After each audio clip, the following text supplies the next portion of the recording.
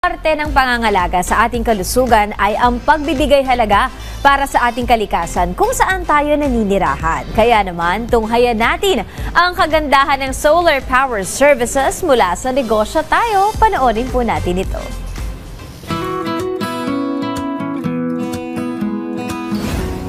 Sir Marco, kwentuhan mo kami, paano ka ba napasok sa business industry? So first po yung solar, bali nagsimula yan dahil dun sa lumaki yung bill namin sa kuryente.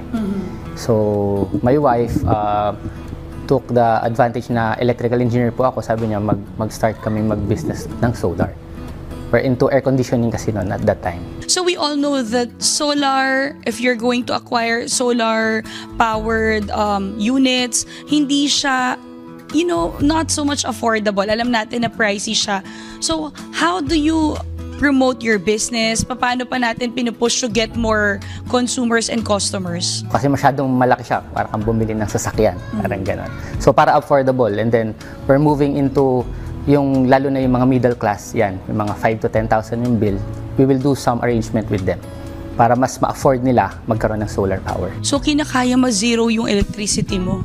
Yes po, marami na po kami mga doktor, attorney na mga nega-zero, tapos mga establishments na zero, clinic, yan, mga mini hospitals. Ano pa ba yung ibang mga challenges na nakikita mo na kapag ginawa nila itong klaseng negosyo na to? Usual naman po dun sa setup talaga, technicalities, it is more on of technicalities, and dapat may kailangan knowledgeable ka talaga. Po, dapat may basics ka rin dun sa construction business kasi aakyat ka sa mga bubong, so kailangan alam mo yung mga types ng roof kasi it would cause leak. So roof leaks, so yun, dapat medyo may alam ka rin sa construction, hindi lang basta dun sa pure electrical. So if you enter this business, would you ROI po ba agad pag sa mga ganitong klaseng investment businesses? With this, usual naman po, yung name mo dapat makilala ka muna kasi medyo malaki nga yung investment ng clients. So parang portfolio yung binibuild mo.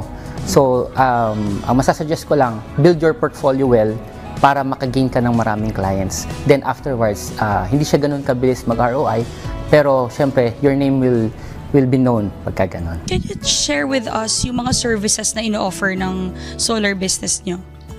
So we do installation po, full house installation. We do free estimates with our clients.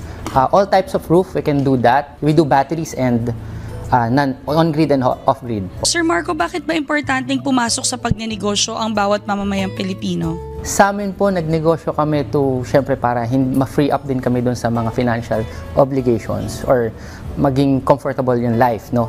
So kung magnenegosyo tayo, kailangan lang maging maayos din yung pagpapatakbo natin para hindi naman kasi lahat ng negosyo nagsasucceed. So kailangan lang po gawin ng tama yung pagnenegosyo.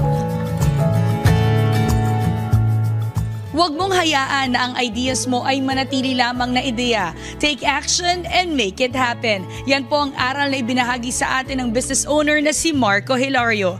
Patuloy lamang po kami magbabahagi sa inyo ng inspiring business story, mga kanegosyo. Kaya naman tara, negosyo tayo!